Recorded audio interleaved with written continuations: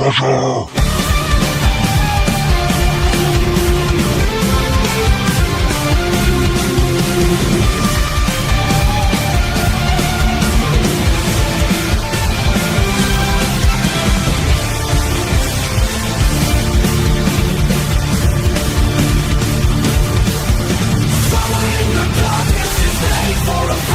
He's trying to guide, but he lives to what he truly thinks is right. He's reading from a manuscript of scientific lore. Throw away the red light, you don't need it anymore. Free from terror, the Lord of non-belief. If he can't prove it, no one's hanging ready for the brief. A dead day is skeptic, we all know what that means. He's lurking in the shadows and crushing all your dreams.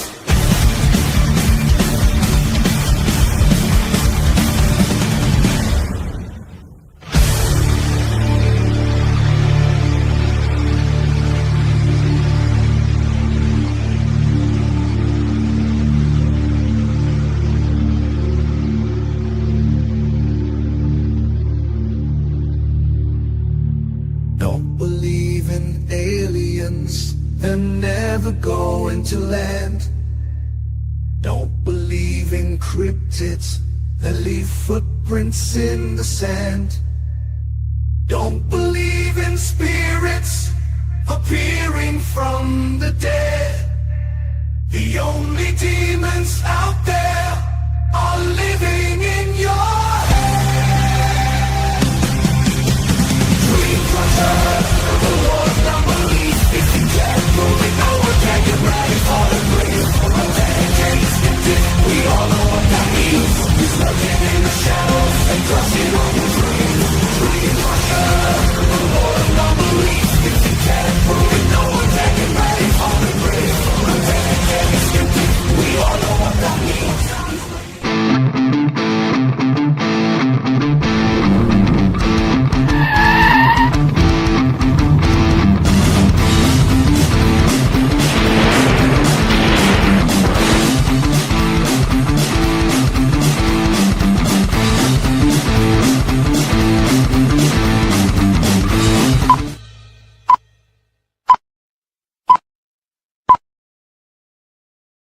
Hello, everyone. Welcome back. It's Friday night. All right. So first and foremost, Facebook was having technical difficulties, so it wasn't streaming to Facebook. It got screwed up. Not from our end, but from StreamYard. So I reshared the YouTube stream to Facebook just as the intro was playing. So hopefully everyone on Facebook sees it and comes on over. So with that said, hi. Hello, everyone. It's good to see everyone. I'm going to go backwards, say hi to some people here. We got Wayne Dawson in the house. Daniel Reed's here. Blast Rights. Teach It Forward. Obscure Reference Man. Bobana S. Hello. Firefly Kelly. We got some new names popping up. That's great. I love that. Kit Ford's in the house. We got, who else? Pinky's here. Mary Jane Gin Juice. Oh, yeah, in here. Got a member there. Capital K-A-T, Cat Bat. Cat Bat, not Cat Mac. Mary Jane Gin Juice is a member. Awesome. Thank you so much. Entity 7 Paranormal. Joe Vitale's got to get a plug, free plug for his group name there all the time. Michael Burkeen's in the house. Cat Mac. It's date night. Good to see you. Sandra Peachy. Going through. I'm sure Malachi's here somewhere. Yeah, he's here. Okay. I know. I didn't see his name, but I know he's here. Michael Smorto. We got, oh my goodness, there's lots of conversation. So Jade early. Kitten. I love it. I love that they're here like a half hour early. At least you guys a are half hour. They're here before we are. I know. I'm like, because we're lazy. Sign in and I'm like, oh my god. We're like, so lazy. what's going on? All right. Let's see. All right. So if you're here and I didn't say hi, I apologize because I'm excited. I want to spend more time with the guest tonight because I'm excited about the guest tonight. So let me go over the rules real quick. I got to find the rules. There they are. So rule number 1 is that you're welcome to ask questions. That's what this show is about. Usually we have an open mic night, but when we have a guest, the questions are reserved for the second hour. Just keep that in mind. Rule number 2 is that I don't know everything, but we can learn together. And that also extends to the guest sometimes because they don't always know every answer to your questions. So if we do have time, we'll look it up. But if not, I will write it down in my handy notebook here, and it will be part of my homework. Rule number 3 is that we follow the Patrick Swayze rule here, and that's be nice till it's time to not be nice. And that's my job. So you can be in the chat room, you can discuss things, you can debate, you can disagree, but please don't devolve into name calling or anything worse than that, because if you do, Donna will boot your ass out of here. You'll be gone. That's it. We don't tolerate that. Poof, Poof. gone. It's like Puff, the magic dragon. Yeah, so you're gone, and I don't know how to get you back. So We don't, and we won't. Rule number 4 is that if you do have a question, again, reserved for the second hour tonight, please do us a favor and put a capital Q in front of it, and Donna will save it for the later in the show. What? Tim put a question out there, and I said that was my Oh, you question. can't. When you mumble, I'm like, what? Sorry. And rule number 5, drink up. My double special tea tonight. I got some Mountain Dew and amaretto tonight. All right, so I am going to bring on our special guest because I can't wait to talk to him. Let's see. Let's just bring him on. John Cox. Hello, sir. Hello, Kenny. How Hello. are you? Hello. Thank you for having me. I am Hello, Divine Donna, somewhere in the ether. I'm here. Oh, so I'm so excited. I've followed your work for years, literally years, because it's just a great website that you have. You host a website called Wild About Harry, and that's how I found you. I didn't mention this last time we spoke, but I did reach out to you years ago and asked you about Houdini's Ouija board, if you ever had one. And I did reach out because I found one at a museum somewhere claiming that they had it, and I had doubts about it, and you helped me out a little bit. With that. Houdini didn't like Ouija boards. He said they were the first step to the insane asylum. Wow. Yes, Cool. yeah, he was quoted in an interview, right? So, Yeah. It shows up. It shows up a few times. People will ask him specifically about Ouija boards, and it's the first step to the insane asylum because he believed belief in spiritualism caused you to go crazy. Wow. Did So- he, And the Ouija board is the first step. And maybe he's right. I agree. So unusual for him to have a Ouija board, although he had a lot of spiritualistic paraphernalia. But I would say be careful about buying something that's claimed to be Houdini's Ouija board. So, Yeah. so I have a quick question. When Yeah. You got to wait till the second hour. when they do the seance, do they use a Ouija board to contact him at all, or no? I don't think they've ever, the official seance, I don't think they've ever used a Ouija board. It would be up to the medium, maybe we'll get into that. The official Houdini seance, every year there is an official Houdini seance. It's a legit seance as far as they bring someone who claims they can communicate with the dead, and everyone cooperates. There's no hanky panky, and they let the medium use whatever they need to see if they can reach Houdini. I know one guy used recording equipment. What are those called? EMPs or something like that. Recorder. Yeah. So if a medium came with a Ouija board, they would let them use a Ouija board. But I don't think that's ever happened. But I've only been to a few of those. So Okay. All right. They're saying your mic is really choppy. My mic. And I'm like in the ether, like somewhere. Oh my goodness, we're having all kinds of problems tonight. Did you just Maybe it's Houdini messing with see? us. See, John? see, before we started, Oh, Kenny said we haven't had any technical problems, and I said knock on wood, and he said I'm a skeptic. I'm not going to do that. yeah. Damn it! I think I don't believe in curses. They Cosmos don't have work. just served us their first lesson. So is everyone in the chat? Are you? You Is sound good to everyone me, hearing by me? the way. Okay. I don't hear any problem with your mic. Okay. You said John sounds fine.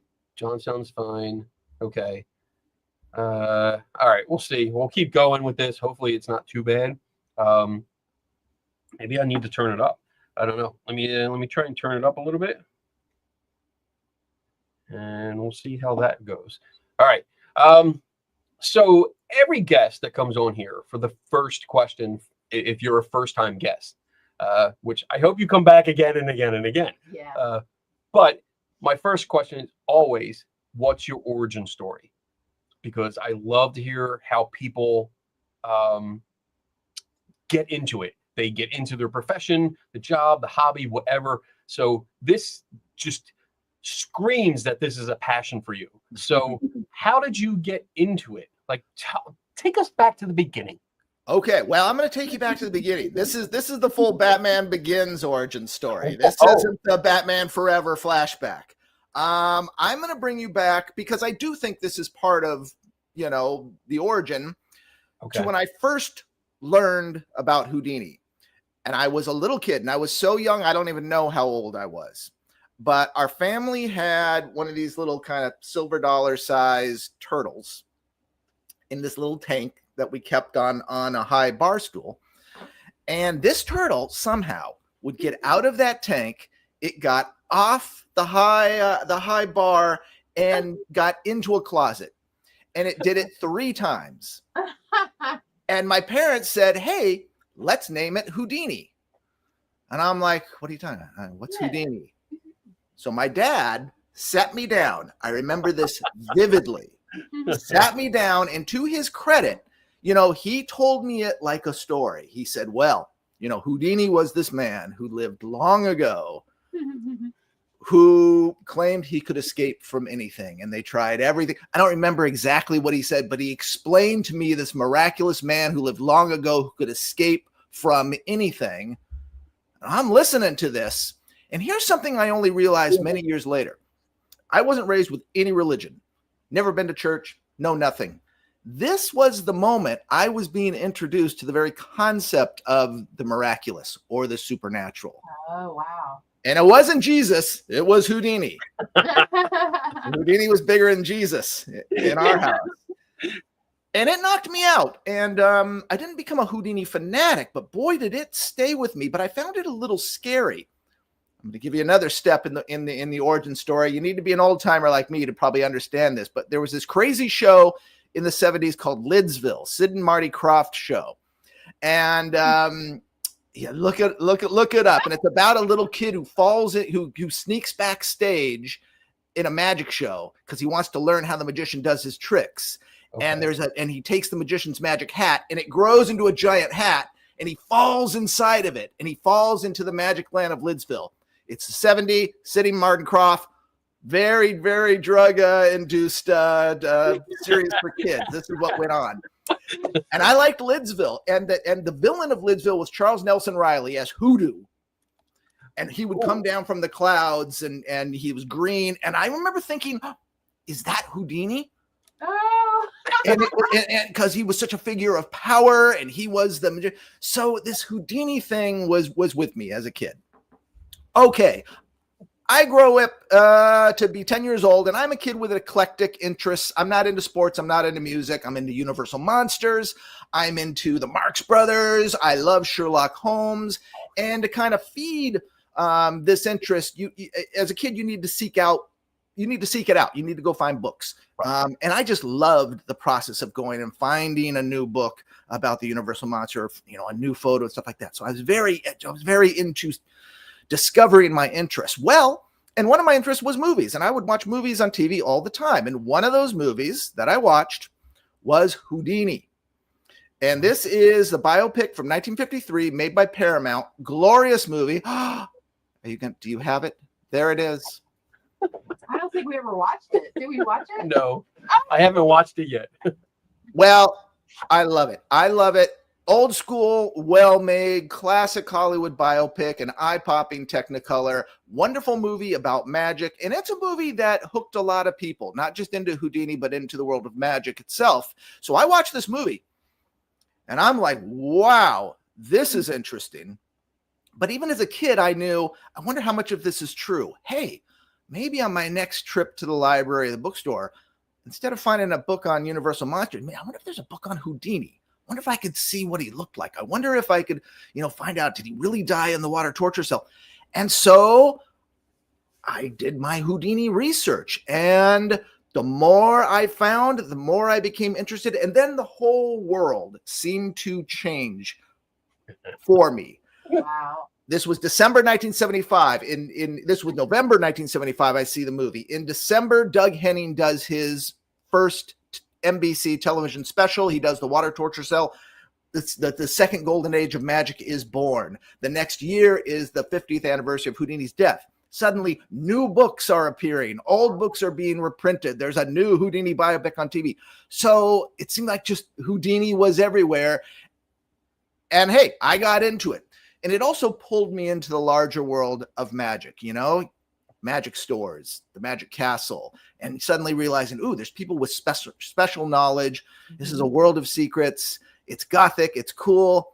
I don't know. Just the whole thing worked for me. And I just got, needless to say, I got into Houdini and kind of that same instinct to, I want to find out what the truth is of this guy is what I've done for 50 years.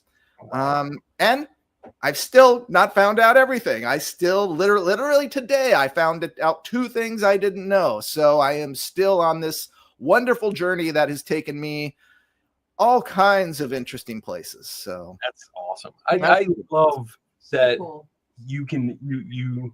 we see the passion in your face when you're telling these stories. And it's so nice to hear someone that's so passionate about a subject talk about it in an innocent way. Like, you're not looking to get money out of people or get fame out of people. You are just truly happy about it. So I get so excited because I feel the same way. Yeah, And it was interesting because you get into Houdini as a kid, 10 years old, and you go to magic stores and they want to sell you magic tricks. So I sort of thought, well, maybe this is what's happening. I guess I'm going to become a magician. And so I started doing magic, and I did magic shows for the neighborhood, and I even did magic shows at schools.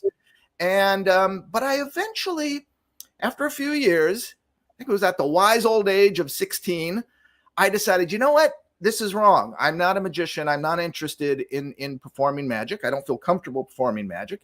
I just want to study and write about Houdini and share my knowledge of Houdini. So I figured that out kind of early, and yeah. But hey, I could get out of a straitjacket. I'm not sure I could do it now, but I could back then. Of course, you're a little kid. You can get out of anything. Right.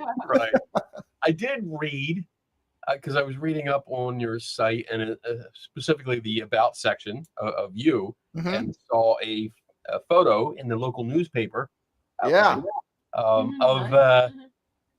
you as, I think you were 15.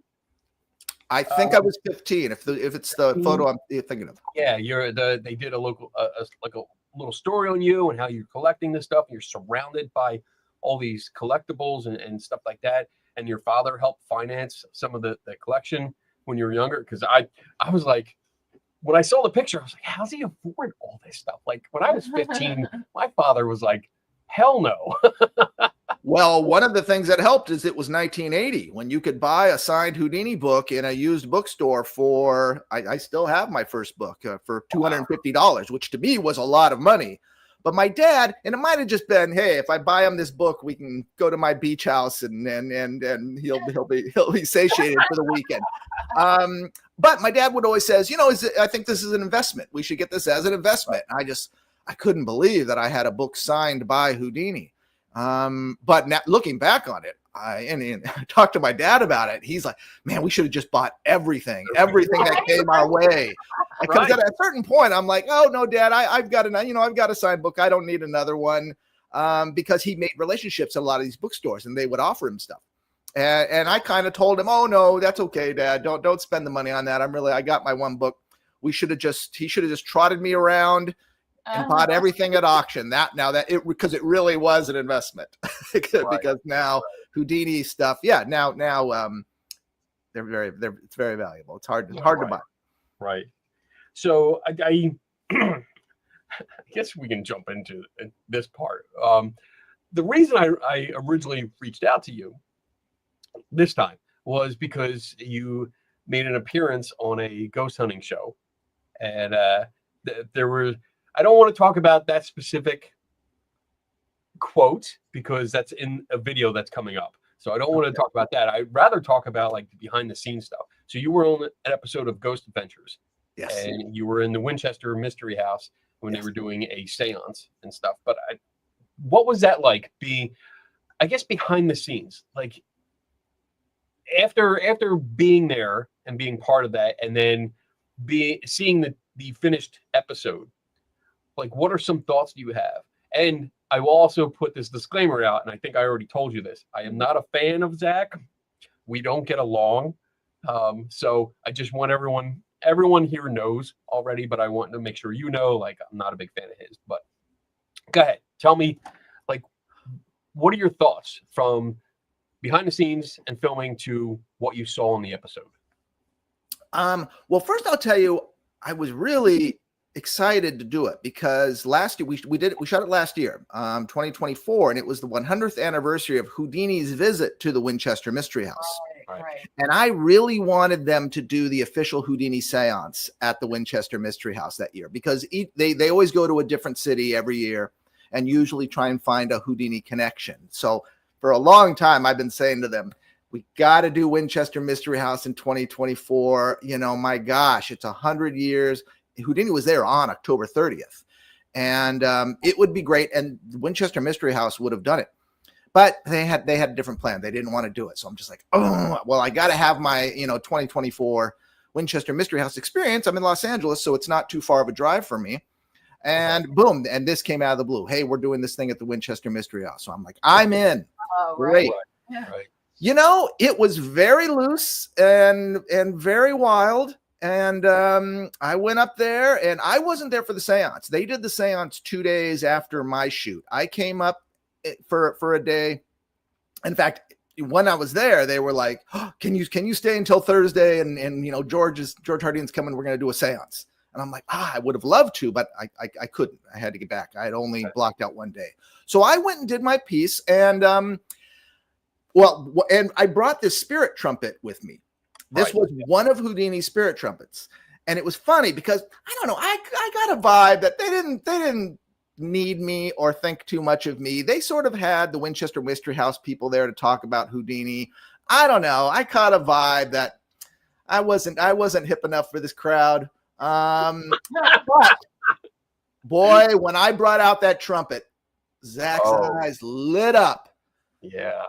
And they respected that trumpet.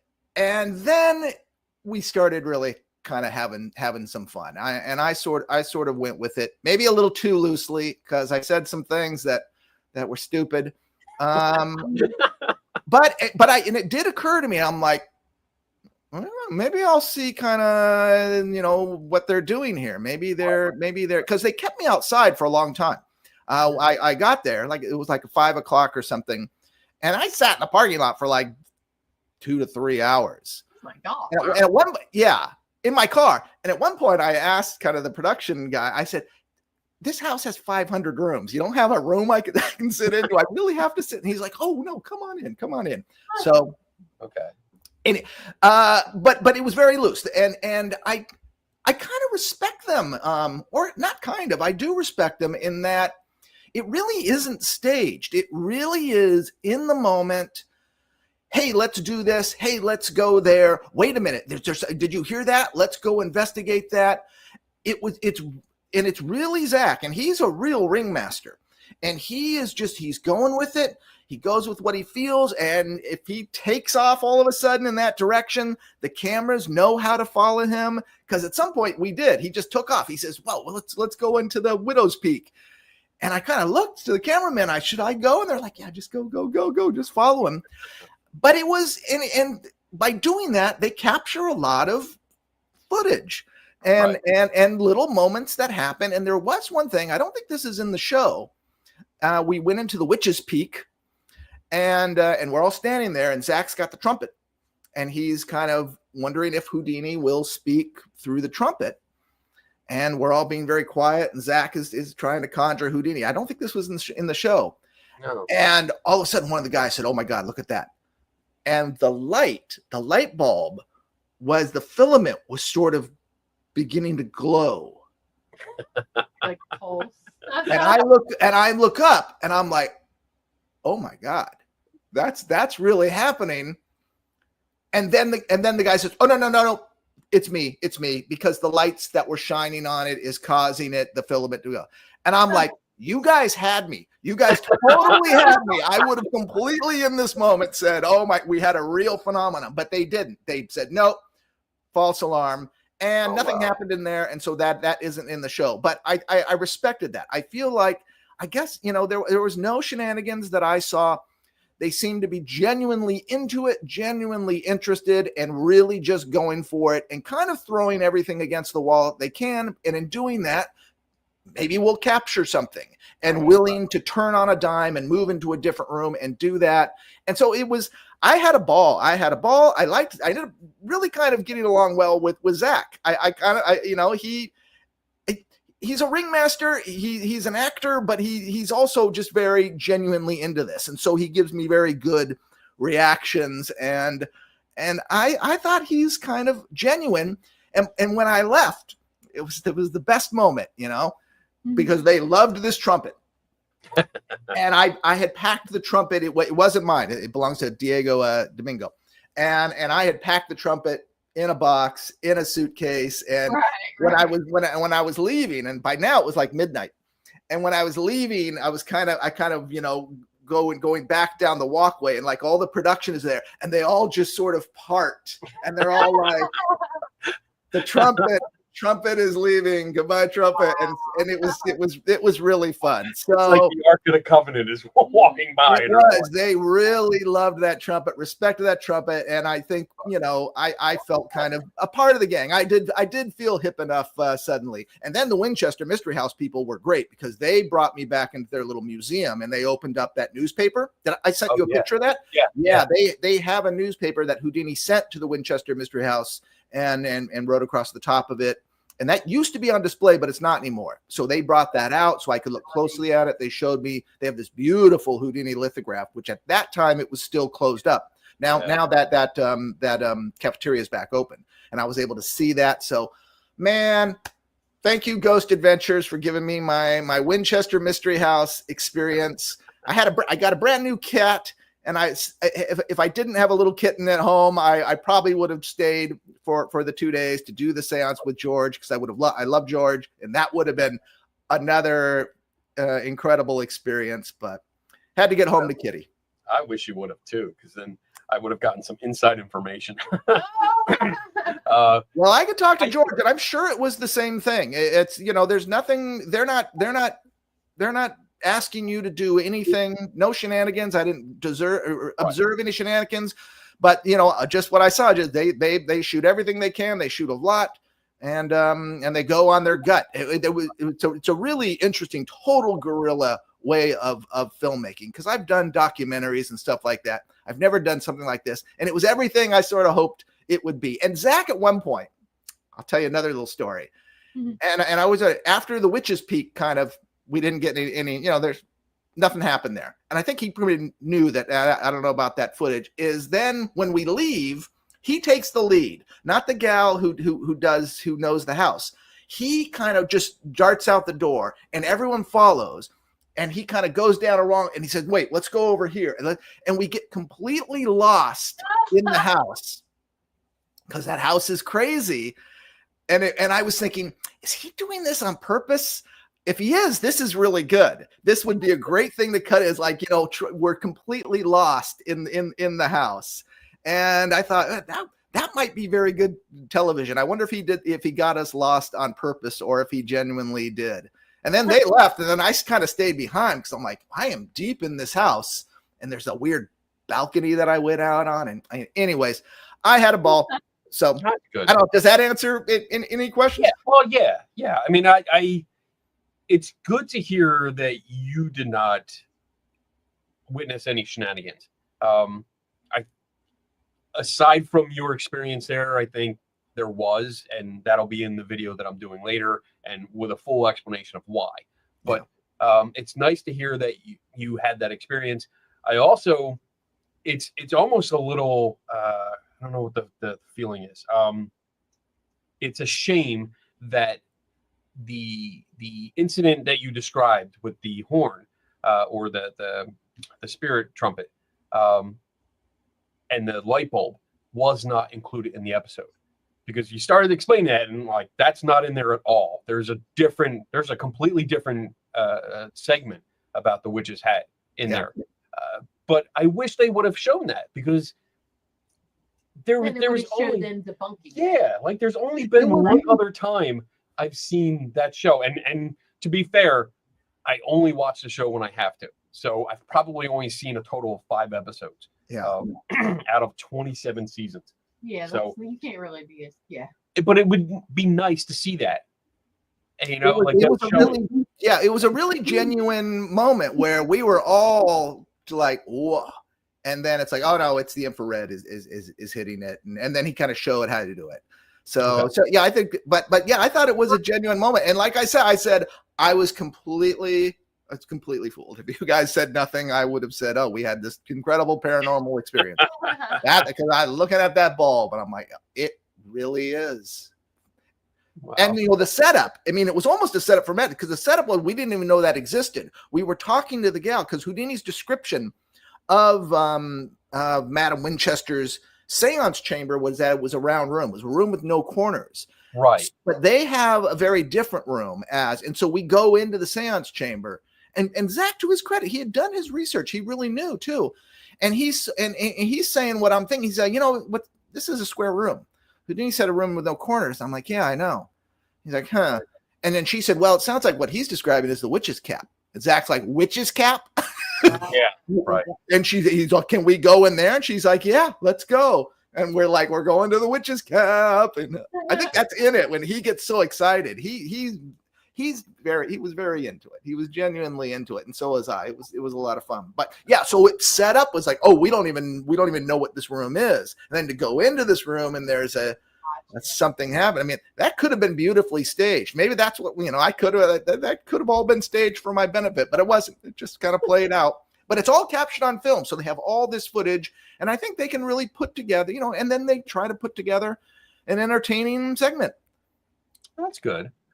All right, so let's move away from Zach and get You're into. not going to let me explain, because you're going to put that in a video. I mean, We can If have s- you back If later. someone wants, all right. You know what? no, if you don't want me to, I won't. No. I mean, if you feel you want to, I by all means. You know what? I won't. We'll save it for the video. Okay, we'll save it for the video because you explained it beautifully in the interview that we did with that. So Okay. I want to leave it for everyone to see, like in the raw format.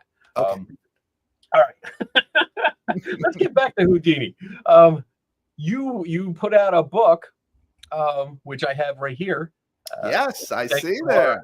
Our CFI librarian Tim Binga, who's in the house, he ordered this. Reference me. Obscure reference man in the chat. Yeah, he ordered this after I spoke with you and you brought it up. This is a big ass book. Big ass book This is big and heavy. oh, it's nice, but it's beautiful. It is beautiful. I paged through it this morning. I sat here.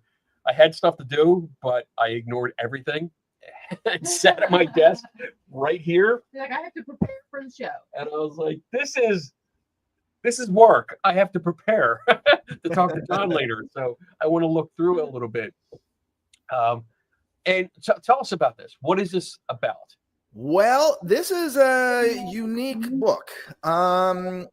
What it is that there is a collector, Dr. Bruce Averbook, and he has an amazing magic collection, including a phenomenal, one of the world's best Houdini collections. And Bruce got at auction this little pocket travel diary that belonged to the young Houdini during his struggling years. Kind of the end of his struggling years, 1897 to 1899. And it's a little date book that performers would use on the road. And he keeps track of everything, everywhere he's playing, the money he's making. He makes all kinds of notations. So it's sort of a travel diary of sorts. Is it okay if I show a picture? Go for it. So let me see. My fan just turned off mysteriously. Uh-oh. Uh-oh. See, we're all getting affected. So, Houdini's in the room. There's the cover. Yeah, and it's small and thin, but Houdini, it's packed with writing, inside. That's beautiful. Yeah, that's it sitting in Bruce's library. Yeah. So anyways, he's owned this artifact, and it is a valuable Houdini artifact. And it's something that has been examined by a handful of, top-notch biographers. But Bruce didn't necessarily, make it available to anyone and everyone that wants to see it, because he always said to me, he says, I want to make it available to the world, but I want to do it in the right way. And that right way was to approach Mike Caveney, who is a great magician and author and also magic publisher. And he asked Mike if he wanted to publish the diary, every page of the diary, so people could read it themselves. And Mike said, yes, that would be great, but no one will be able to read it or understand it. Houdini's handwriting is terrible, and it is a diary he's keeping for himself. So there's a lot of abbreviations and something. So Mike said, what we should do is we should approach Crazy John Cox, send him the diary, have him annotate it, and then, we'll go and we'll also seek out supporting material from collections from our friends, including David Copperfield, who gave us a lot of material on these early years. Michael Albright, who is a very talented designer. He does all the design work for the Magic Castle. He put it all together and took this little tiny pocket diary, and it is this massive book. Amazing. And it covers essentially, it covers 1897 to 1899, every day, every stop of these really interesting, formative years of Houdini's early career, including his early machinations with spiritualism. His whole life he talked about, I know so much about this because I was a fake spiritualist myself. It's all in the diary. His circus days, phenomenal, amazing. All kinds of details that have never been published in any biography are in this. And it's just a really, I think, a cool way to tell the story of this formative time in Houdini's career and in his own words. Right. I love how, when you say you go over every day, every page, like that's literal. I thought, just from past experience, that it would be a summary of the page. But in some of these things, you're going line by line and just deciphering what it says and what it's possibly attributed to. Yeah. We first of all, and this was the hardest part of doing the book, was reading his handwriting and figure out what it says. And so we give you the date, we give you what it says or what we think it says, and then I'll fill in the details. So like that's a page, and every single thing on the page is written out across here. And it's amazing. And I was just fascinated. I lost 2 hours this morning because I just was lost in reading the different stories and the entries and what you guys found about it. I'm going to tell you my favorite part so far, and I've only read a few pages. Good. And then I want to know what your favorite part of this book is, like favorite story that you discovered. But there was a story in here. It attracted my attention because I used to work for Siemens as a X-ray engineer, and I saw a large X-ray of a hand. Yeah. And with a foreign object in between the finger bones here, and it was a story about Houdini allegedly being taken by a couple criminals, and they tried to get him into a vault. I might be getting the details wrong, but he picked the lock for the vault, and when he opened the door, he hit one of the criminals, and he tried to get in the vault and close the door, and they shot through the wall, and like one of the bullets lodged in his hand. And I was like, I've never heard this story. What is this? And then I read the paragraph before and realized like it was probably a fabrication. And I was like, oh, that was awesome. And I mean, can you like real quick correct any mistakes that I made on that? But where's that story come from? Well, that story shows up in 1904. Houdini writes it up for a magazine called Worldwide Magazine in the UK. And it's called A One Night Engagement. And the story he tells is that he's playing Coffeyville, Kansas. They're touring with a medicine show, the California Concert Company. And some gamblers get him, the guy that can open any lock. And they say, and at gunpoint, they bring him to the casino in Coffeyville. And they say, open the door because we're going to go in and we're going to fix the games. Okay. And so Houdini picks the lock, and then he opens the door into one of the gangsters, knocking him over, jumps inside, pulls shut the door, and they shoot through the door, and his hand goes up and they shoot him in the hand. Okay. And Houdini says, I carry the bullet in my hand to this day. And that X-ray is allegedly Houdini's hand and the bullet inside. So that's a story he tells. And what's interesting is that, like a lot of Houdini stories, they're grounded enough that they're kind of hard to prove or disprove. And this diary absolutely records that when they're with the California Concert Company, they do perform in Coffeyville, Kansas. But there's no mention of any gamblers or being shot in the hand. I think I mentioned in there, if anything, he would have noted the expense of the medical bill. So, there it is, time and place, but no mention of getting shot in the hand. But there we go. Houdini has written Coffeyville, Kansas, and hey, well, there is a story connected to this, a larger story. So let's tell it. And there we go. I love that kind of stuff because I'm a fan of Houdini. I have, you can't see it, but up here I have a bunch of more books about him. I have two of his posters. I have this poster up on the wall here. I have the Master Mystifier, with him in a coffin poster, buried alive. I had a poster made of Rose Mackenberg's newspaper article. Where she did this whole big combined the different disguises.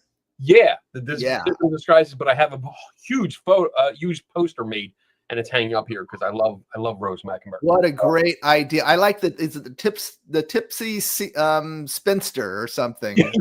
Different characters. Is that the one that? Yeah, different characters. There's like different disguises and characters. Yeah, she was great. Do people know who Rose was? Huh? Do people know who Rose Mackenberg was? I think so, because I've talked about her. Okay.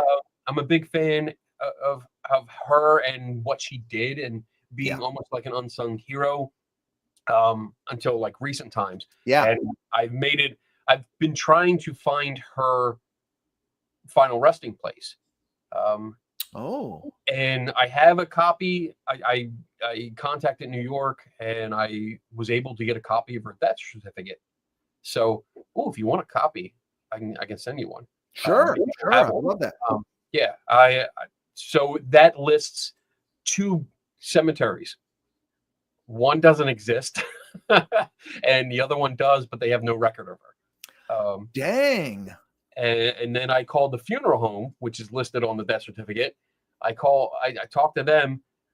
After some begging and pleading, the director of the funeral home agreed to look at her files, but unfortunately they had been destroyed in a flood that they had years ago. So they had no record of the funeral service or any burial from her. So I'm kind of stuck. The last thing I'm going to do is try to get a copy of her will and see if there's any people that were named that I can reach out to. But yeah, I'll send you a copy of that so you can have it for your records. Thank you. Great. But yeah, so I think most people do know who Rose Mackenberg is because I talk to her. I talk about her all the time. Okay, great. Whenever it comes out. So, what's your from this book? And this is a lot, so it might be difficult. But what's like one standout story about it that stands out to you that you didn't know before? Probably there's so much that I like. It was a treat. I don't want to spoil it for people, but Houdini, and because it was nice because it was kind of a mystery that I cracked, and I'm sure that it has confused many biographers. But Houdini references Louis the Count several times. That Louis the Count, and he seems to be very into Louis the Count. And then he says weird things like Louis the Count, 3rd degree. And so I'm like, who is this Louis the Count? Is that a bookie? And this is when he's with the Welsh Brothers Circus. All kinds of characters involved with the circus. Well, I don't know how it happened, and this happened so much with researching this. I sometimes felt guided. I know I'm talking to a skeptic, but there were times where I'm just like, oh my gosh. And I found who Louis the Count was. And Now. he's this guy, H. Stanley Lewis. He was a manager. He traveled with the Welsh Brothers Circus, but he claimed that he was a Bulgarian count. He claimed to be royalty, and he had a whole story that he would go to the newspapers with. And he says, "I am the only nobleman to ever work for a living. I've been thrown out of my country, and I've come here to find a rich American wife, so I never have to work again." He had this whole line of bull, and he would go to different newspapers and tell this story. And the stories are so funny because they never really believed him, but they sort of, and then he's telling stories about being robbed and what have you. So he was this huckster, publicist character. And, if this is the movie version of the book, you got to believe that Houdini was probably fascinated by this guy and probably learned a little bit of the art of hucksterism. And, you'll get in the newspaper if the story is good enough, even if they don't believe you. And I knew this was going to happen. I thought, I love this guy, and I love that I found it. Third degree KOP, a friend of mine, I'm sitting there saying, I'm stumped. What is this Louis the Count? What's third degree KOP? And, she just Googles on her phone, says it means Knights of Pythias. And I'm like, it means Knights of Pythias, which is a fraternal order. Okay. And I knew this was going to happen. Somehow I knew. I said, wouldn't it be amazing if, like, in the very end, if we find a photo of Louis the Count? And, that's a long shot. But right in the end, Bruce went to Appleton it was the seance. It was last year's official Houdini seance. And there's a great collector there, Tom Bolt, who organizes a seance. And he was showing Bruce his collection, and Bruce just took pictures of everything because he has a lot of early stuff. And he just sent me all the photos. And there, in kind of a stack of stuff, there's a business card, H. Stanley Lewis. Wow. That's him. And there's a photo on the card, and the photo is hysterical. There's a Knights of Pythias, little thing confirming that. Oh my gosh, there he is, and there it is, and everything falls into place. And Louis the Count, H. Stanley Lewis, is now a character in Houdini history that we've never even knew his story before. So I always think back. That's kind of, for me, was the find, a new character in the story. The diary is filled with stuff like this. It's filled with characters, but Houdini seemed to be very interested in him, and to be able to find his story and what was going on with him was I think special. That's so cool. I love that kind of stuff, and I know I'm going to be on this all weekend. Anytime I have some time, I'm going to be reading through it, just paging, and it's so many pictures. I'm so excited. I'm really so excited. A lot of pictures in there. You never say we dug deep, and found a lot of things, a lot of photos that have never been published, and all the collectors that we worked with were terrific. And so this was kind of the time, but because we're just dealing with a small part of Houdini's career, and my kind of approach to it was, let's not load this book up with photos of Houdini. Let's only put things from that time, from these 2 years. We do have a few pictures of him later in life if it ties in with the entry, but mostly we stick to it. So we just had to find everything because there's not a lot of photos of him, but we found all of them that there are, and some that have never been seen, and some material. And yeah, we just we went wild. That's all. Wild about Harry. Everyone was wild. I see what you did there. So there's two things I want to ask you about, which is something that always comes up, and every time Houdini comes up, it's talked about. One is his death. What? Wait a minute. Wait, before we go into that, because that's the topic, I got to do my job. The book.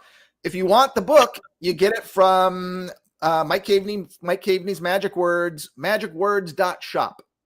I did put the link. Oh, okay. Or you go to my site, wild.houdini.com. There's a link on the top. I want Mike to sell it. I'm not making any money from sales, but I want Mike to make money. I want him to feel the power of Houdini so that he can publish more beautiful Houdini books. So, okay, I've done my job. Good. I mean, it's 373 pages. I'm totally reading the stats here. Printed in full color on art matte paper, 260 photographs, printed end to end. I mean, it's beautiful. Make an ebook copy. I pay full price. You know, this is magic is interesting. Magic is a world where a lot of information and secrets is still communicated in books. And you know, one of the things that all magicians or most magicians will do is they will publish a book near the end of their careers, you know, with all their secrets, with all their patter. You pass along your information in books to the next generation, and that's true of historians too. And so there's a real market for magic books, and there are, you know, magic publishers who only publish these magic books, and they've got to be, you know, the real deal, and they're beautifully produced. It's old school, man. So you know, these are old school good books that are meant to last and meant to be in your library. So they doesn't do ebooks. He doesn't do any of that stuff. It is expensive. These are expensive, but there's not that many of them. Also, they tend to all sell out, and then they tend to sell in auctions. So it's a specialized book for a specialized publisher for the magic world. Right. But that's the way it's done, and it's really the way to do it, to have something beautiful. We've noticed that because when we got involved with this skeptical organization and movement, lots of magicians are part of this, and we were good friends with Mark Edward, who was a magician. He was also a member of the Magic Castle. He did a lot of shows there, but he passed away not too long ago. But he did the same thing. He put out a book and had all of his secrets in it. We actually went one of the times we were in Vegas for SciCon. Yeah. I think he invited us along because he needed a ride. Yeah, he didn't have a car. Because nobody had a car. But we were good friends, and he was going to a local magic shop in Vegas to do a special show, and it was just for magicians, where he was going to pass along some of his techniques. Yeah. And he invited us along to be his guests. And it was great because it was something I had heard happens, but I was never able to go to one, you know, because it's a very, like you said, it's very secretive, and it's very a small community. So it was so cool. It was so cool to be there. Oh, so cool. But again, like, he put out a book, and when I asked him about it, he was like, yeah. And it was about the same price. It was like $100. And I was like, wow, is that normal? Because I'm used to, I'm a cheap ass. I go to like, I get my books from like yard sales and flea markets, and whenever I can get our librarian to buy the book for me, I do. I love you, Tim, out there. But when he said that, I wasn't like shocked. I wasn't like, holy shit, I'm not buying that. It's too expensive. My question was, is that normal? And he's like, yeah, that's absolutely normal. That's relative, you know, that's not expensive actually for one of these limited, you know, just pretty, heck, a hardback novel now. What do they cost? $30, $40? Yeah. Books are crazy. So yeah. And I mean, if it's a good book and it's got the information that I want, yeah, I'll pay for it. Not a problem. And if you don't like it, you can always use it to kill someone. You hit someone on the head, so you keep it by your bedside for intruders. No, I'm definitely gonna be paging through this. So Houdini's death. Yes. So many people will go back and forth and say that because it was a Halloween, obviously, you know, the spirits were coming for him because he was such a staunch skeptic. There's also the argument about the appendicitis versus the guy that punched him in the stomach, and what really happened. So books are not weapons. Depends on the situation, Tim. So from what you know, what happened? It's a big topic. People love to debate and go, and I'm just going to tell it quickly. It's quickly as I can tell any story, but let's just hit kind of the bullet points. So October 1926, Houdini's on tour with his full evening show. That window card behind me is an original window card from October 4th. This is weeks before Houdini's death. He's performing in Montreal, and he's invited some students from McGill University to visit him backstage. And while they're chatting, one of the students, J. Gordon Whitehead, he's a little bit of an oddball. He's sort of dominating the conversation. And he asks Houdini, is it true that you can be punched in the stomach and withstand any blow because you're in such great shape? And Houdini says, yes, that is true, as a matter of fact. Now, what happened next is not entirely clear. Either Houdini wasn't ready or he was ready, but he had a broken ankle, so he didn't want to get up off his cot. Either way, Whitehead comes flying in at him and starts hammering him in the stomach hard several times. And, after several blows, Houdini says, okay, that's enough. Well, it hurt. It hurt like heck. But, he got punched in the stomach. And so he traveled on to Detroit, a long haul from Montreal to Detroit for a Sunday opening. And on the train, the pain got so severe, he finally told his wife, and she ordered for a doctor to meet them. The doctor examined him and said, I would advise you go to the hospital. But, the theater was sold out. The show must go on. And so he did his final show with 104-degree temperature and what was later discovered to have been appendicitis and a ruptured appendix. After the show, he still didn't want to go to the hospital. It would shut down his show, but he finally gave in around 3 a.m. They brought him to Grace Hospital. They operated on, and only then, though, did they realize, oh my gosh, he's had appendicitis and his appendix have ruptured. And back then, before antibiotics, that was a death sentence because you get a massive staph infection called peritonitis. And that's exactly what happened. But he held on. He held on for a week until Halloween. And then on Halloween, the great Houdini died. So he knew how to make an exit. Yeah. So that's the story, the points of debate. And the doctors did conclude, and Houdini's lawyer, worked hard to make the case that the punch caused the appendicitis. Medically, that's pretty questionable. It can happen, I think. It's more likely that he had appendicitis and just getting punched in the stomach sort of made him ignore this pain. Had that pain come out of nowhere, he would have certainly gotten medical attention sooner. But he just figured, my stomach hurts, got punched. But so there's debate about exactly what was going on inside of him. And then he's a celebrity, and when a celebrity dies, a sudden and kind of strange death, there are conspiracy theories. And so to this day, people, fan conspiracy theories. The problem with conspiracy theory on this is that it was appendicitis. You can't give someone appendicitis, Now, if there is a poison that can give you appendicitis, then I'm actually sort of open to the idea that he might have been poisoned because absolutely there were people out to get him. But he had a death that was natural and predictable and played out exactly as happens when one gets a peritonitis. So the conspiracy theory has to move inside the hospital and his doctors, and it were a cabal, and it was all about spiritualism, and that's all junk. That's all reality show. Junk in my opinion. I don't go there.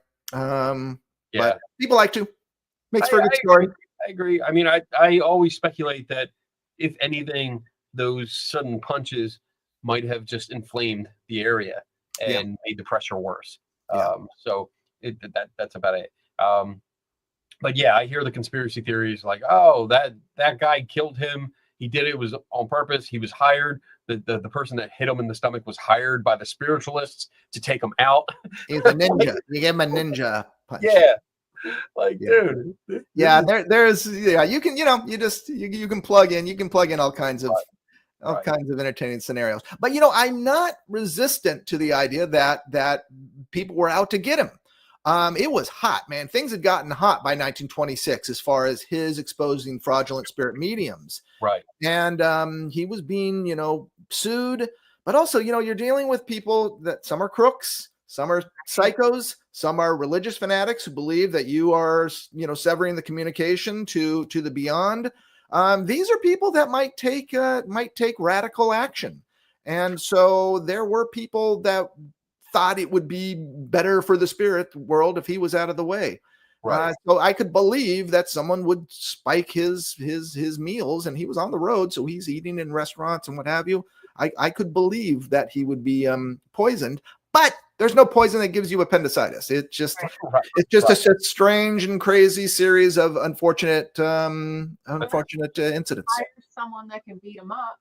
Yeah, I mean, you're right. You have a point. I mean, he did stir the pot a lot, and I see it with my job. I mean, when I look into psychics and expose what they do, they get pissed. I've had people threaten to sue me multiple times, and it's just a thing to do. And back then, we're talking 1926.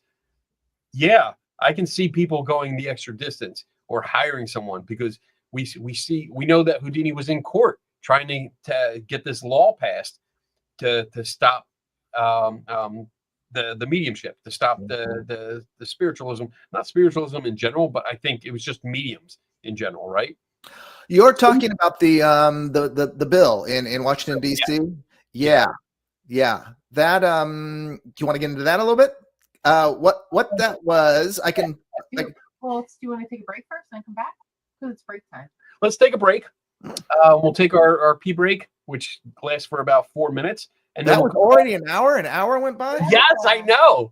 And then we'll barely go a little longer tonight. We'll just jump right into the bill and the court case, and then we will sum it up. I have one more question for you, and then we'll go to viewer questions. Okay. So, all right, sound good? All right. So we're going to take our break. We'll be back in 4 minutes and 9 seconds from now.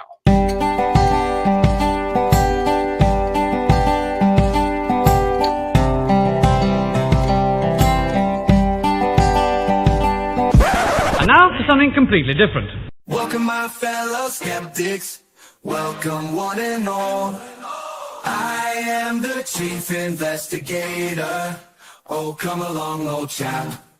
We will have a ball. Now, if you will excuse me, it's time to open the mic. Good night. Good night. Can you get over me? Investigating's my game, and I will have at it. Quid pro quo. As the head of this committee, hunting for ghosts can be shitty, but there is nothing better that I know. I am a skeptic through and through. I question everything, don't you? Let's open the bar and have some questions, alright. Maybe you might find an answer or two. I will find the truth this night and day. And if my name is not Kenny Biddle, then I assure you here I will not stay. Good day.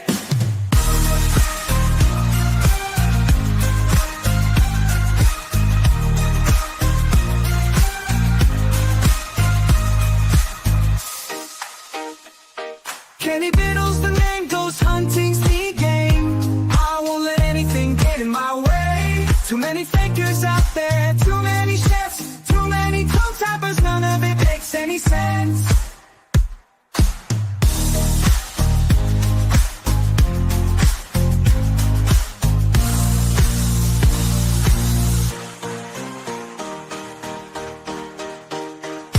I am a skeptic through and through. I question everything, don't you? Let's open the bar and ask some questions, alright. Maybe you might find an answer or two. Who knows? There may be ghosts in the machine, but trust me, I am not so keen. I prefer to see these things clearly, not in 144 P.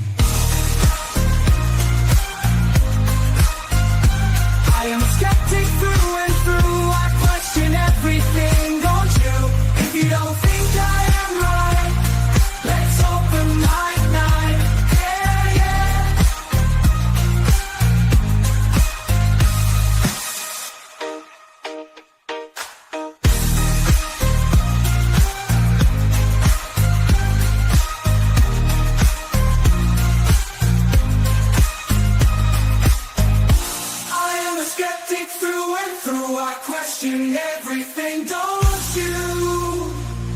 If you don't think I am right, let's open mic night.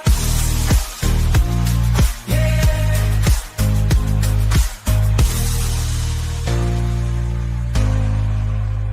If you have an answer or two, let Kenny Biddle solve it for you. Let Kenny Biddle solve it for you. The one and only Kenny Biddle. Kenny Biddle. Kenny Biddle.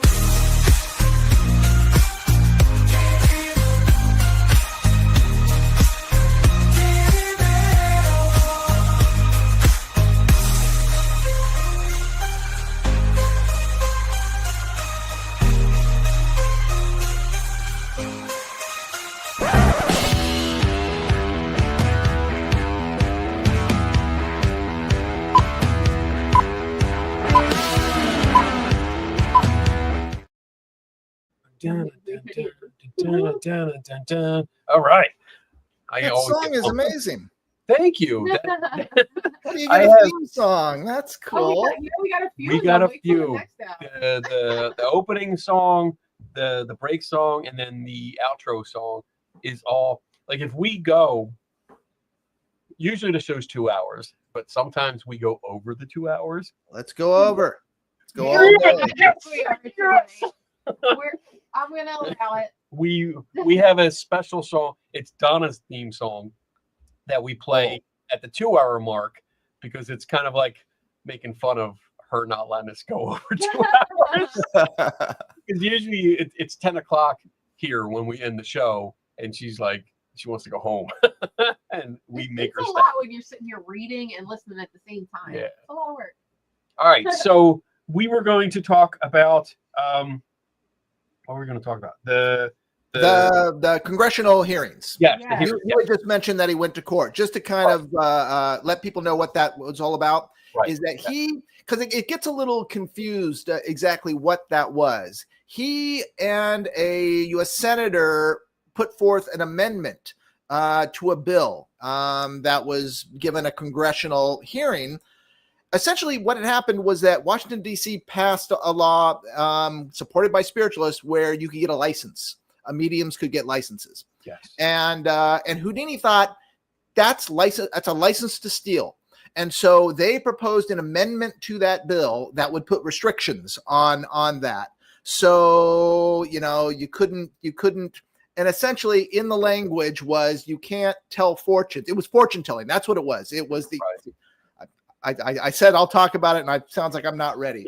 It was a bill that gave you a license to be a fortune teller. Okay. And so, and that was sort of a backdoor way to show that you were a licensed medium. And so they wanted an amendment that put restrictions on what you could do as a fortune teller. And one of those was you can't divine fortunes by contacting dead people. So they were very careful that, this can't be a bill against spiritualism because spiritualism was a religion. So they came up with this bill that put restrictions on it. So essentially mediums couldn't use it to show that, look, the city has given me, thinks I'm legitimate. And it was very broadly written. And in the beginning of the hearings, the senators said, you guys got to go away and make it much more specific. They didn't. They came back, they had the hearings, and the hearings are an absolute hoot. Houdini, one way or another, manages to make all his points. He does the spirit slates in the congressional hearing. He does essentially his whole anti-spiritualism act. And he even kind of sandbags the medium who was the big supporter of it. He had, I think it might have been Rose, who went and saw her and heard from her dead children, which she didn't have. And so he did his whole thing in a congressional hearing, and the bill didn't pass, just like they told him it wouldn't. But it was a great show, and it's all on record. And Houdini made his points, and bless him for doing so. And so that was 1926. So that was one of the late things that he did. I have transcripts of Rose Mackenberg at that case. Given testimony, and it's funny. It's interesting to read, and just the questions, and then reading the parts of the transcript that says chaos breaks out. Yeah. People were mad and screaming and like wanting to fight, like literally fist fight. There was a lot of ruckus. Yeah. And yeah, it was something. Because I've read the whole transcript. And just what I'm surprised is that I know Houdini's show. I know his anti-spiritualism lecture and then his show. And I just love how he's able to work it into the entire thing. Everything that he does, he's able to work it into this congressional hearing, right down to doing the spirit slates. And the senators, he's like, I would like to demonstrate for you how mediums do this. And they're like, great, Houdini's going to do a magic trick, which he does. And he got everything in there. And I think people have asked me, oh, that didn't pass. So wasn't this a crushing blow to Houdini?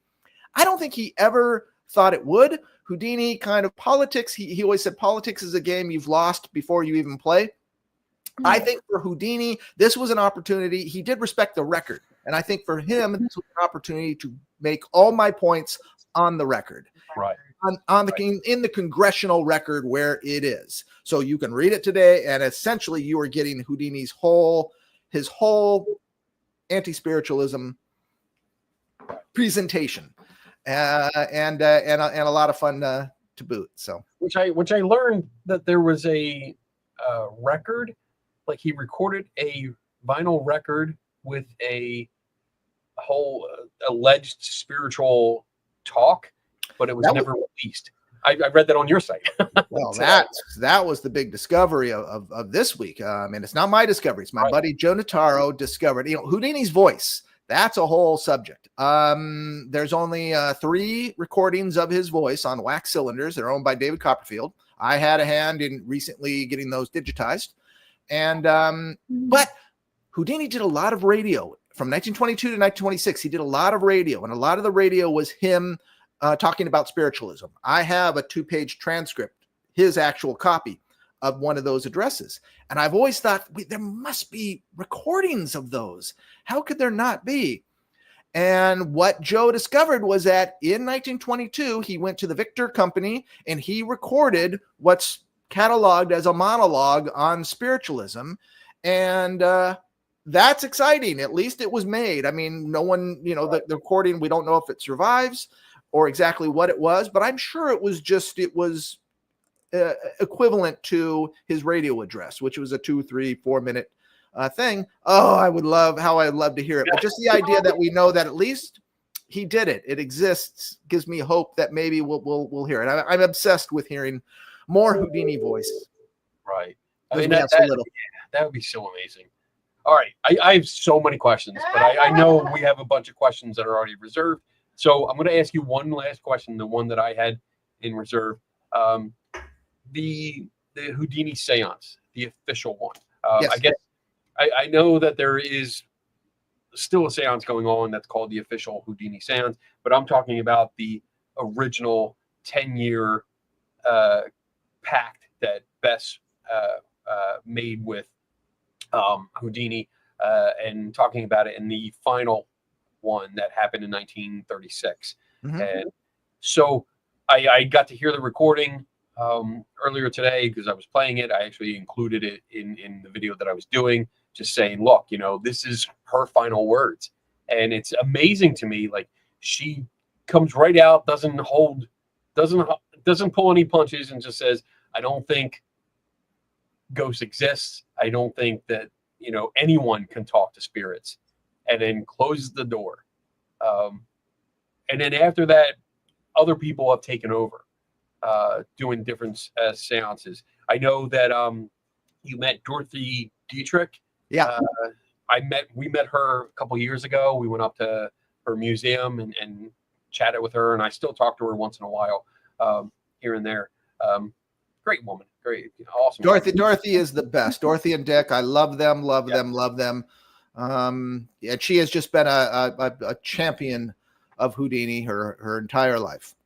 So what do you think about, I think we all know that there was a code, there was a special code. And I know that at one point a psychic tried to claim that he had figured it out, that he made contact with Houdini, and there was a issue with Bess's condition at the time. I Yeah. think. Can you elaborate a little bit on that, just to give us a little bit of like a condensed version? And that's another biggie. It's another biggie. I All know. these are single thing. Well, I could mean, talk to you all night. Houdini made a lot of pacts with friends. You know, whoever dies first, let's agree on a way that you will communicate with me if it's possible. He made pacts with several people, but the most sacred pact he made, of course, was with his wife Bess. And that was as much to do with just protecting her, because he knew when he died, people are going to come at you and say, we have a message from Houdini. And he just gave her the power very simply. This is how you just turn it back on them. Turn the burden of proof back on them. She just say, okay, what's the code? We agreed on a code that would be the only way he would identify himself. Tell me the code. And they came up with a very elaborate, clever code that was using their old mind reading act, which they did during the diary years, as a matter of fact. And it was a code. It was a series of code words that spelled out the word believe.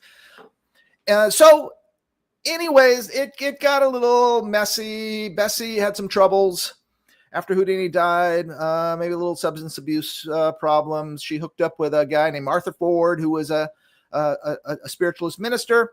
And one way or another, he got the code and they had a seance and she said, yes, that's the code. And then she tried to kill herself and then it all kind of fell apart. So it got very ugly, but she was able to pull out of that scene and get herself and her life back together with Edward Saint. They moved to California, and she, later said, I've never received any legitimate message from Houdini. And she honored sort of the 10-year compact.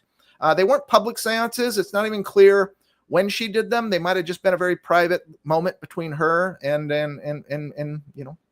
Right. Harry, if possible. But for the final one, they decided to go all in, and they did it on the roof of the Hollywood Knickerbocker Hotel, and gave him one last shot. And no hanky panky, just like the seances today. Let's really try it. And Ed Saint was the medium, and he intones, and it's amazing. And there was a lot of showbiz in it as well. It was both, just like the seances today. It's entertainment, but also it's legitimate in that we're not going to play games.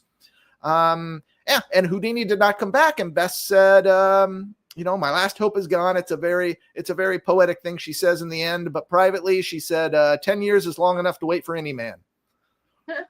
True that. I knew you'd say something like that.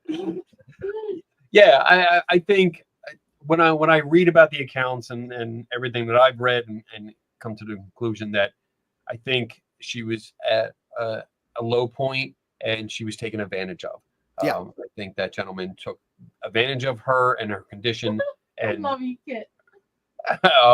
and just it was a horrible situation. And so I like being able to talk to someone like you, who is probably one of the world's, if not the world's most expert in Houdini, and getting the story from you, because so many times I've argued with people, especially those that also claim to be psychic, that, oh no, that code was, we got that, we know it.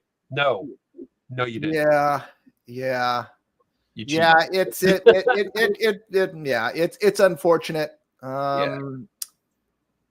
all right. And people do use it. Say, listen, it came out and she signed a thing which was written for her, and she had to sign saying this is it. And so there are people that say, no, that was real, and her denial afterwards, it was the cover up. And then people get crazy with it. Oh, the Catholic Church made her cover it up and blah, blah. So again, we're in the realm of conspiracy theory. The way the story was told, very straightforward, by Doug Henning, and he got the story from Betsy's sister, was essentially, Arthur Ford approached her. They're having a little romance, and they were both big drinkers. And he said, listen, give me the code. We'll do seances, and you'll never have to worry about love or money again. And in a weak moment, she agreed. And then she immediately regretted it. And he said, hey, we're going through with it. Sorry. Yeah. And we do know that the code was published prior to that event. It was published in a book. Yeah, it is. But you would need to know. You would need to know what you're looking at. And people, and it's tricky because you hate to think that Bess betrayed Houdini's trust. So you look for other ways he might have gotten the code, and people would love to believe that he was just fooling her. But kind of the most straightforward and probably true story is just in a very, very weak moment.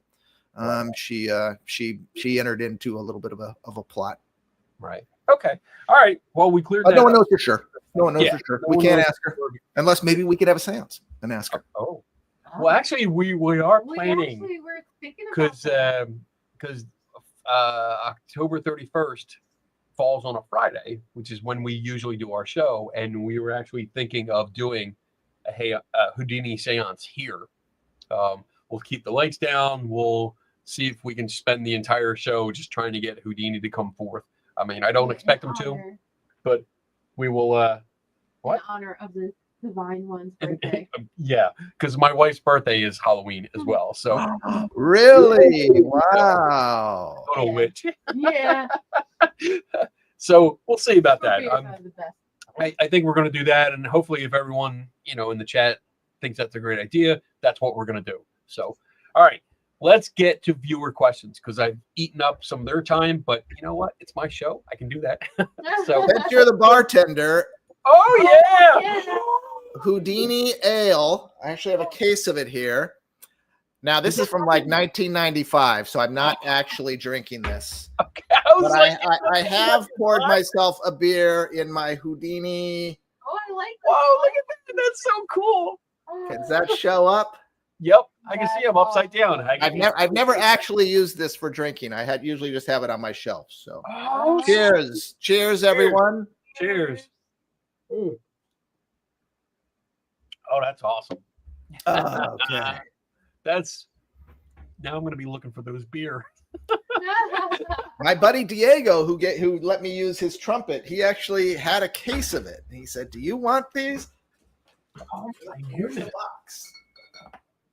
Oh, look at that. Oh wow, that's so Right. cool. Houdini Lager. I think they were brewed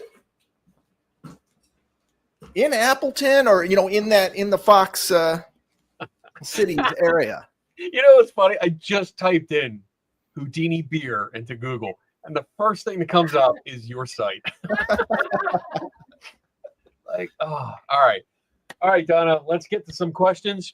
Let's see what Questions, people. what comes I up. think we hit this. one already, Can John but- Cox help us with? Oh, okay. So, yeah, we might.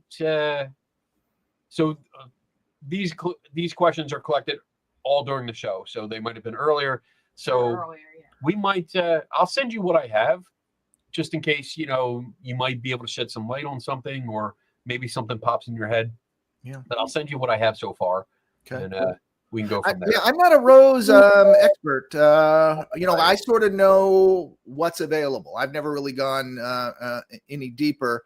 She's certainly an interesting character, and lately there's just been a lot of material on her. So, but everything I sort of know about Rose is part of the public record. So I'm not sure I have any special knowledge about her. Okay.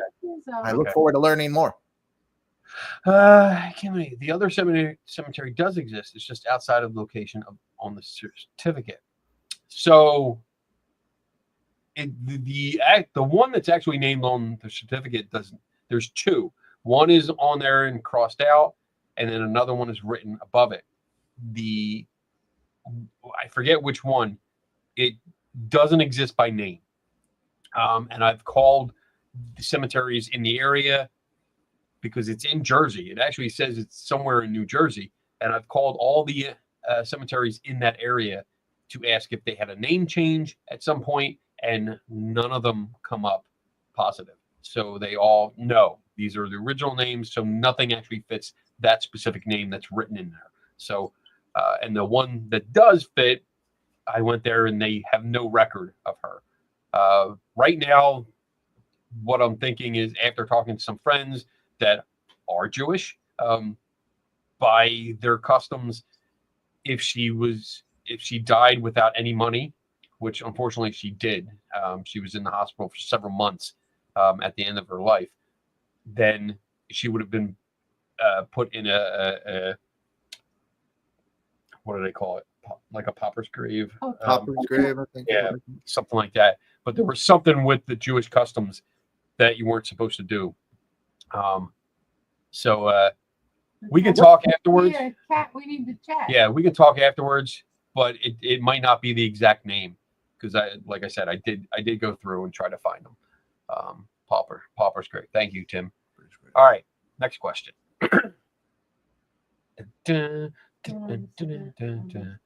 Donna's going through. There we go. How true to life is the movie Houdini?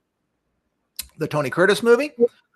Well, I have very strong opinion about that. Oh, because most people will tell you, and even in the day, it was like, I think Milbourne Christopher, who I have great respect for, he was a great Houdini biographer. He said, pretty much you can be assured that anything portrayed in the movie is wrong. And the movie is heavily fictionalized, but I've taken this interesting journey with it. I've gone from saying, yeah, the movie is completely fictionalized to really appreciating how much of it is actually accurate under the surface. What I like about it, and you have to do this. You have to create an entertainment. So I understand that you need to condense and create an exciting narrative. But if you describe the movie to people, you describe the basic beats of Houdini's life. They absolutely do the basic beats of Houdini's life. But also what I've really found, and I've kind of doing a series on my blog, a real deep dive into every single scene to show that even within every single scene, which in itself seems to be a fictionalization, there is embedded so much real Houdini history. He's built his fictions using the building blocks of fact, Okay. As an example, it starts with him meeting, he's playing the wild man in a dime museum, meets Bessie, the schoolgirl, and blah, blah, blah. Well, that's complete fiction. That's not how they met. But he played the wild man. He absolutely performed in dime museums. And you can kind of, and the trick that he does for Bessie is a trick that she says that he did, that he did for her. So every single scene has deeply embedded in with lots of real Houdini history. And I think that's great screenwriting. You got to tell a good story, but also you're not just going to make up things whole cloth. Let's try and find the kernel and the nugget of everything. And ultimately, that movie is about a man who's kind of possessed by fate, believes he's fated, and can't seem to escape that fate. And his wife worries about it, but he just keeps going. And Houdini believed that very much. That movie seems to have captured a fundamental belief that Houdini had, that he called himself a fatalist, that he was fated to live this life and was going to live the life no matter what. And that's why he said, I'm fearless, because what's going to happen is going to happen. And that kind of, so I'm finding, wow, I'm entering another realm of appreciating this movie that seems philosophically seems to be keyed into Houdini. So on one hand, you watch it and you go, wow, none of this is true. But if you're me and you're insane, you look at it and you're like, there's stuff embedded. It's communicating. I love it. I think it's beautiful. Now, later Houdini biopics are lazy and right. But this one I really think is well done, and it communicates. It's I call it the biblical version of Houdini's life. It might not be exactly true, but it communicates the larger message. Right. Okay. Cool. All right. Moving on. Jade Kitten. How come Houdini is like a household name, but Houdin isn't? Houdin set off my spell check, for example, but not Houdini. Yeah, well, she's talking about Robert Houdin, who was, in young Eric Weiss's time, and Eric Weiss was Houdini's real name. Jean-Eugène Robert Houdin was the most famous name in magic, and that's why he took the stage name Houdini, because he took the name Houdin and added an I. It's not just Houdin. It's there were many famous magicians: Thurston, Blackstone, Dante. Houdini just survives. It's strange. I don't know. I think we talked about this a little bit. Did we, Kenny? Why he endures. And I think part of it is just his art still works. He's still amazing. The stories we tell about him still mystify and amaze us, the way that, the music of Mozart still moves us as music. So he tends to stay alive. So part of it is that. Part of it is he's just entered the language as the symbol of the miraculous. part It's of a it phenomenon is, in itself because he's as famous today, it seems, as he was back then. I think part of it is because he was such a showman. He was confident in himself. He was confident in front of any cameras, reporters, crowds, and I think that was just that sheer level of confidence put him ahead of everyone else, because he wanted to do the spectacular. He didn't want to just stay on the stage. He wanted to be out. I mean, he's the guy that I know him because he's the guy hanging from a crane. Yeah. You know, like he's upside down in a straitjacket. That picture is just embedded in my head. Yeah. And it's amazing. And I don't see any other magicians or escape artists of that time doing that. It's only modern, at least to me, modern magicians that were trying that.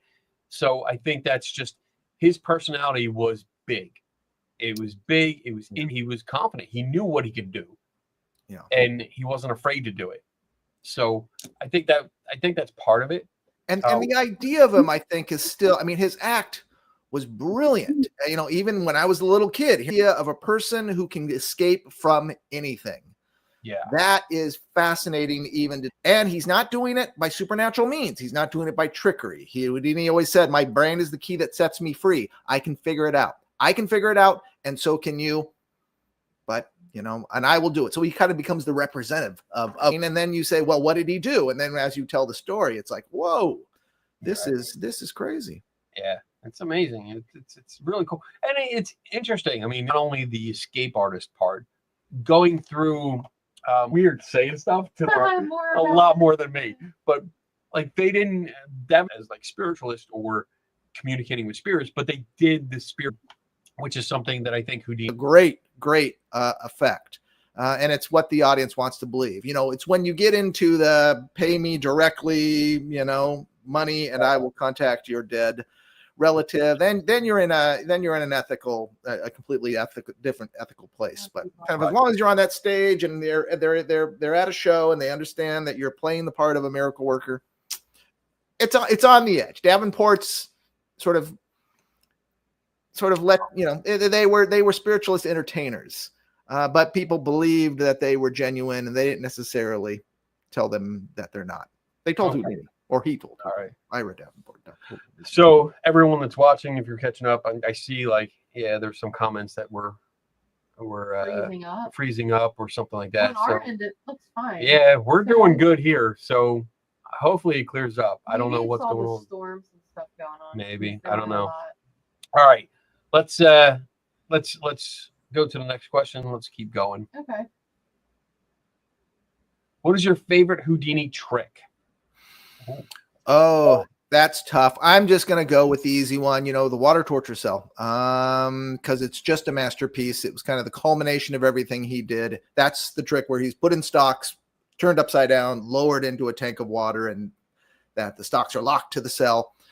And you can see him through the glass of the front of the cell, which was a brilliant innovation. It's just sort of everything, isn't it? He's in a tight enclosure. He's in sort of a box, but you can see him. He's underwater. It's everything that Houdini was in one trick. So it's his masterpiece. Okay. That was easy. I agree. Yeah, that was pretty good. All right. What else we got? Is it true that Houdini might have had panphobia? I don't know what panphobia is. I don't know what that is either. Help us out. Let's see what this Fear is. of pans. Phobia. Let's see. What is that? A term describing a generalized anxiety or fear of everything, or a fear of the unknown. No, it was the opposite. Houdini was freakishly unafraid of everything. Houdini's had no fear, and he said that's because I'm a fatalist. I believe it. You know, when I jump off a bridge, if it's my time, it's my time. No, Houdini was fearless in life. You know, from being a young kid, he would deck a bully in a second, and in life he would deck a bully in a second. I think the only fear, if you want to call it a fear, was he did fear losing his position and his fortune of backsliding, as he saw happen to his father. And I think there was a general anxiety he had that, you know, it can all turn, it can all go away, and which happens to entertainers. It's a tough business. And I think part of his drive was to get in a position of security. But it was a psychological thing, so he never got there. That's a very human condition, and true of a lot of entertainers. They're always striving to. So I would characterize that as maybe his only fear, but he apparently didn't fear anything. You can see in his face in a lot of the pictures, like he's just ready. Like there's no fear whatsoever. Yeah. So, whew. All right. Okay. Let me see. What is your favorite deep cut fact about Houdini that not everyone knows about? Boy, deep cut. When you talk deep cut, you're going with me. I love the weird little minutia, but I'm going to stick with one that's a little more general. And I don't think a lot of people know that he was a pioneer aviator. In 1909, he bought a biplane. It's said he was among the first 30 people to ever fly an airplane. And he was the first man to ever be recognized as having flown in Australia. And by far the most dangerous thing Houdini ever did in his life was flying that plane. That thing was a death trap. A lot of those 30 people were dead. And so a lot of people don't know that. Yeah, he was a pioneer aviator. Wow. He sounds like he was just like a thrill seeker. Like he wasn't a thrill seeker actually. But he liked records. And he enjoyed new technology. He was a fan of technology. And flight was fascinating to him, and he wanted to set a record. He wanted to be in the history books. He was always chasing after records, whether it be a box office record or being the first man to fly in Australia. So it was just, it was a new technology. It was exciting. It was what the daredevils of the day were doing, and so he got into it. He just got into it, and then he got out of it as quickly. After a few hair-raising flights, he's like, "Okay, that's over." Cool. All right. What else we got? Little Miss Mayhem. What's up, girl? Do you think illusionists, sorry if I'm using an incorrect term, are honoring Houdini and what he was doing? Yeah. Well, that's a good term. That's kind of it's a modern term. Illusionists. It's a nice term. A nice way of saying magicians. When I hear illusionists, I think of people who do big stage presentations. They absolutely are honoring Houdini. Frequently, they reference Houdini in their acts. They all do it, and I love it. And part of that just might be it's commercial. Hey, I'm gonna Doug Henning doing Houdini's water torture cell live on TV in 1975. Not only made him the most famous magician of his time, but also started the second golden age of magic, and it was all done honoring Houdini. And that was the first image I ever really saw of Houdini, was the ad and TV guide with Doug Henning standing in front of the Houdini poster. And I'm like, oh, look at that. I don't know who this hippie is, but that's Houdini. That's a picture of Houdini behind him. So yeah, they do it, and it's wonderful. That's cool. No one dishonors him. I will say that. Let's see. Obscure reference man. What do you think of Houdini's recently published book, The Cancer of Superstition? Kenny has a copy I ordered in his office somewhere. Yeah, that's super intriguing. I'm excited that David Haversack published that. Sammy Cortino put it together, and it's a very small. I mean, it's not much to it. I'm still not sure what it was going to be, and I think maybe Houdini didn't know what it was going to be. I kind of think that it was still formatting. Maybe it was going to be a chapter in a larger book. Maybe it was just going to be an article. We're not sure. It's intriguing. It's interesting. And it's a Houdini curiosity. He had a lot. Yeah, he had a lot of projects going, and this was a project he was working on with H.P. Lovecraft and C.M. Eddy. And I don't think anyone is exactly sure what it was going to be. Right. And so I come away still with that question. We still don't know, but it was neat to read. It was kind of interesting. Cool. All right. And there's great support material in there. David Haversack, the publisher, has an incredible Houdini collection, and he provided some really beautiful images. So there's a nice bonus in there. Yeah, that's pretty cool. Because it is fairly short. Yes. Yeah, it's it does not compare. Both those, but but there's the Houdini mark. We've had I counted. I think there have been 14 Houdini books released this year already. Wow. Wow, that's a lot. Yeah, wait till next year, and next year is going to be the big year. So, Mary Jane Gin Juice. Is it true that Houdini asked one of the newspapers in the UK to create an unpickable lock? I think what you might be thinking about is the mirror handcuff challenge. Houdini was challenged by the London Daily Mirror to escape from a handcuff that was said to have been made by a Birmingham locksmith. That it took this man several years to make, and it was absolutely unpickable handcuff. And it was a challenge from the London Daily Mirror to Houdini, and it was really the height of his handcuff king days. This challenge was amazing. Took an hour and a half. There was dramatics. But he escaped. He's the king. It's very likely that he made that handcuff himself and arranged for the newspaper to challenge him with it. That's probably what happened. So I suspect maybe that's what you're asking. When I see unpickable lock and newspaper, I'm thinking about the mirror challenge, and that handcuff survives to this day in David Copperfield's collection.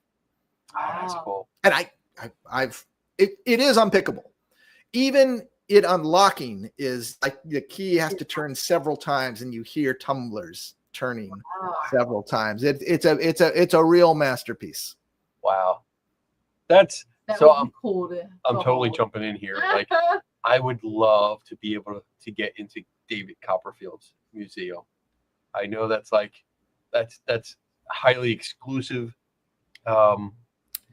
He gives tours. It's not a public museum; it's his own private collection.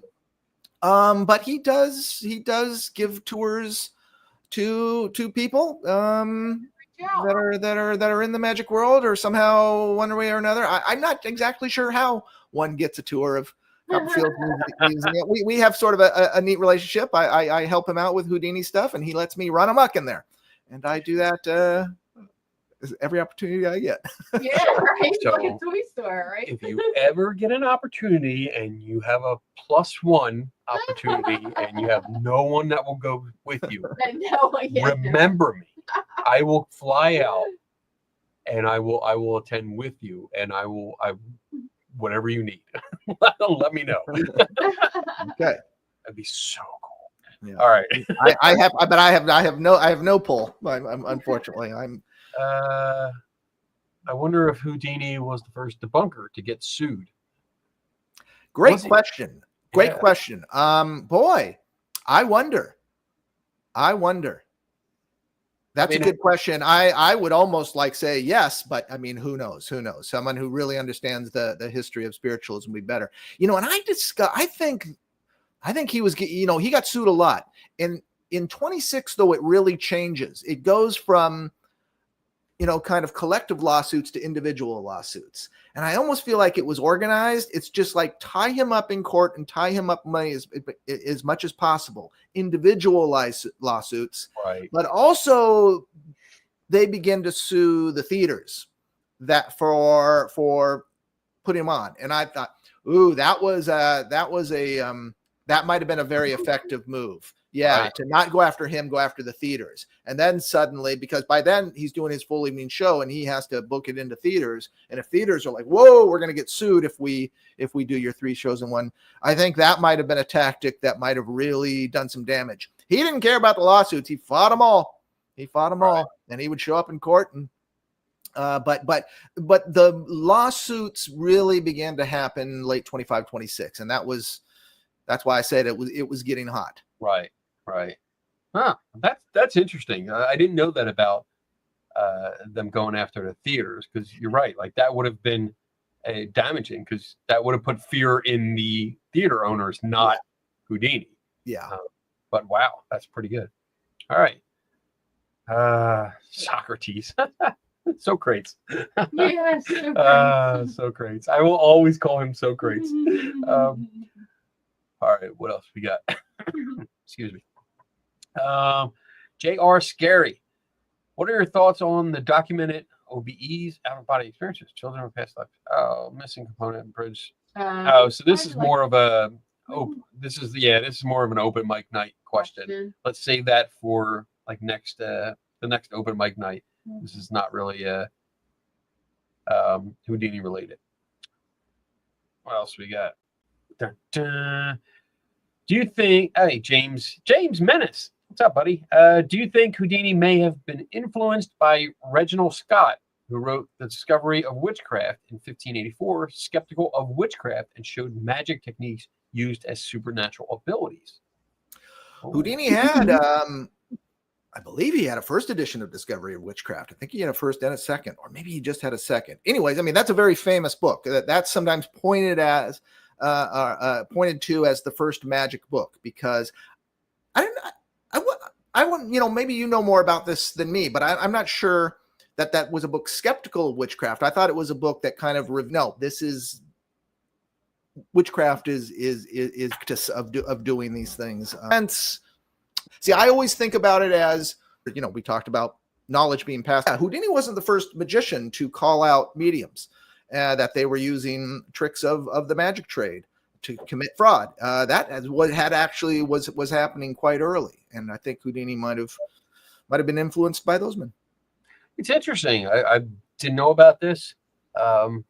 So I'm going to look for one. But, I was just saying, hey, Tim. Yeah, I'm going to look for one of these. But this might be an expensive book. But I mean, this is part of skepticism. I mean, that's debunking where it's showing like witchcraft, these things that are thought to be supernatural are not. Here's the tricks, because we know what the tricks are, and it's exposing what's being done and showing the falseness of the claims of witchcraft. So yeah, it's part of the debunking, which is part of skepticism. So yeah, it's interesting. Now I want to read this. All right, moving on. Let's see. Is it true that Houdini escaped from a real police station cell? Many times. That was his go-to publicity stunt for quite a number of years. And the most spectacular one he ever did was the United States jail in Washington, D.C. He was stripped, searched by a doctor. They locked him in the cell that had held the assassin of President Garfield on Murderer's Row, with a murderer in the cell. Oh my God. Manacled. They lock it up. They leave. Not only does Houdini escape from the cell, but he opens all the cell doors and he switches all the prisoners from one cell to the next. And then he dresses and he beats it. So that was one of his most spectacular jailbreaks. So yeah, he would do jailbreaks in every town that he played. That's publicity. Wow. That's pretty cool. That sounds really cool. That's Dude. really Like, cool. that would be like, okay, guys, So, we're gonna mix this up. Do you know, like when you say they stripped him down, was he naked? That's an interesting question. I think they stripped him naked for the examination. Was he left completely naked, or was he, there's a famous photo of him emerging from a jail cell, and he's got his handcuffs over his little Houdini. And he appears to be wearing like maybe a jock strap or something. I've recently sent tapes, because there's photos in there, but I recently saw a photo. I often wonder how naked he might have let him put on a little something, but kind of Like a bikini bottom that he's in. So almost like when bodybuilders, they have that kind of a little pouch. the little pouch. That's it. It's just a pouch. And sometimes one occasion, Houdini loved to do that. He would always say, "Hey, strip me naked and to do this." And when he did the escape once in New York, they're like, "No, that's okay. Leave your clothes on. Do your escape." We're not doing the naked thing. Right. Cool. All right. Let's see what else we got. Are we good? Do we have more questions? Yeah. Is it true that Houdini owned every type of key in the world at that time? Maybe. I'm sure he would say it was true. I don't know, but it's very, very possible. Okay. Where you would find that is maybe is a book he wrote, kind of laying out techniques and the techniques of his rivals. So if that claim is anywhere, it might be in there.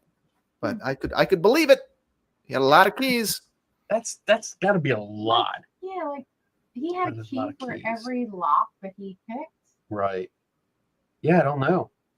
You got to remember that, certain, even today, a pair of certain make of handcuffs, there's one key, they're not unique keys. So for a lot of locks, they would open with a single key, especially when you're talking about handcuffs and stuff. I'm not too sure about And other probably types back of locks. then the locks weren't as crazy as they are now. Okay.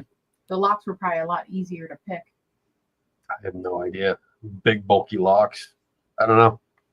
The trick was, knowing what lock you're going to face. He didn't use, I'm sure he did use keys. I actually don't know how he did a lot of his escapes, but he certainly picked locks, and he said that he did. But the trick is knowing what kind of lock you're going to face.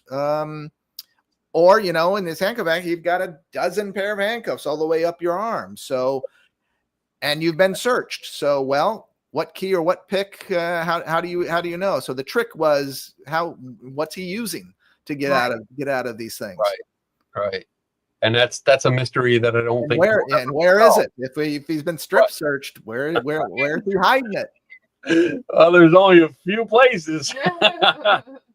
Well, he could. Well, there is that, and he probably did that. But he could swallow and regurgitate. Yeah. Again, in the diary book, I talk about the Japanese troupe that he performed with at the circus, Akimoto troupe, and they're apparently the ones that taught him to swallow and regurgitate items. Something that came in very handy when you're doing a jailbreak. Oh, yeah. Very clever. That's pretty cool. Cool. Yeah, it is. All right. Moving on. And sometime. I'm fascinated, and I'm sure he has even more interesting. Think we could just Houdini for hours and hours and hours. That would I can. I don't know if people want to hear me go on for hours and hours and hours, but I get to come on anytime, maybe when something Houdini is happening So that is part of a larger video that I'm working on. Hopefully it'll be out. I see, YouTube up, and it is glitching. Yeah. So everybody's sorry, everyone that's watching this, that it's glitching. I don't know why. It must be StreamYard tonight. Yeah, because our feed is fine. Yeah. That sucks. Oh well. More questions? Yeah. Okay. Did Houdini have many doubles? Well, good question. I don't use doubles in any of his escapes, but he did use a double once, and it's fantastic. Bridge jump in England. And that's when he's handcuffed and he jumps off a bridge into the river. And the police said, "You're not doing a bridge jump in this town." And Houdini said, "Well, try and stop me." He advertises it. They're there. The police are there, ready to get him. And Houdini's car rolls up, and the police descend on it. And when they open the door, it's not Houdini. From the other side of the bridge, he rushes up in a taxi, jumps out already handcuffed, and jumps over the bridge. That's the only time I know Houdini used a double or a decoy. That's funny. That's pretty cool. And he got in trouble. He got a fine, but that was worth it. Yeah, he got what he wanted, so it's all good. It's all good. He got what he wanted. It's good. Oh man. All right. Wayne Dawson, how does it feel to be a member of the Magic Castle? Can you tell us any secrets? Well, as a member of the Magic Castle, no. And as a magician, no. I cannot tell you any secrets. The Magic Castle's great. Magic Castle's great. What a gift. Never been there. I'd like to visit one day. It'd be nice to do it. Is that open to the public for shows? Well, it is, but you need an invitation from a member. So as long as you have an invitation, you can make a reservation and get into the castle and have a great dinner. But if you're a member, then you're able just to go whenever you want. Oh, cool. What else we got? Almost there. We're just about to have dinner with. Oh my goodness! I mean, those card battles are amazing. It makes his legend even better. Because if it was perfect, stop. But when he has a few times when. So let's wrap it up for tonight. But we will bring you back on. I think that. What are you doing? What are you doing on Halloween? Oh. I don't have any plans for this Halloween, not yet. Ah. I usually do, Dorothy and Dick, their Houdini seance. Yeah, Maybe you could partner up with them. Me invited us a couple Yeah. times, and just because we lived in Philly, a big deal. Huge, It was a big kids all over the place, huge neighborhood. Now we don't have that. So we were actually thinking of maybe we teaming could up with actually her. do something. Maybe we can do like a cross stream where whatever they're doing, because I know they were doing it online. Yeah. And if we can get that and be part of that, That'd and be great. because I did reach out to her, but I haven't heard back. I'm going to call plans, and then I'll keep you in the loop. Last ditch chance. This is your chance to plug yourself. Can people find your work, and what do you have going on?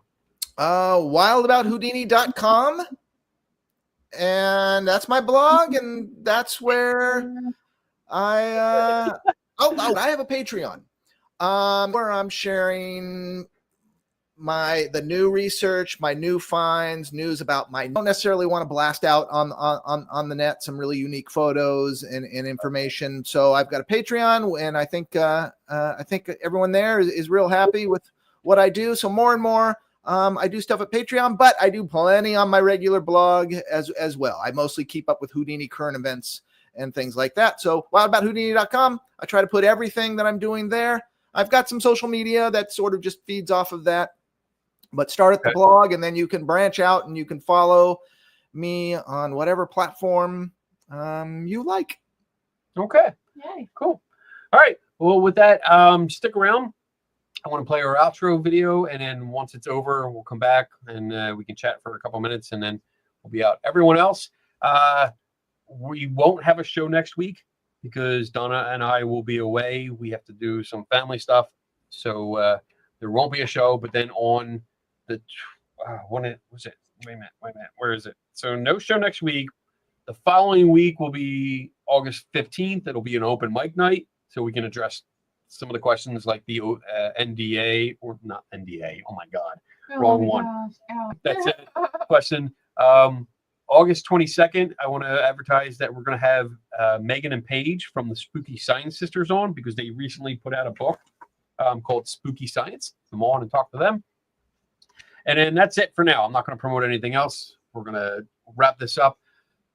Sorry about the technical issues, everyone. I jinxed us. Yeah, you I did. totally jinxed us. See? Damn it.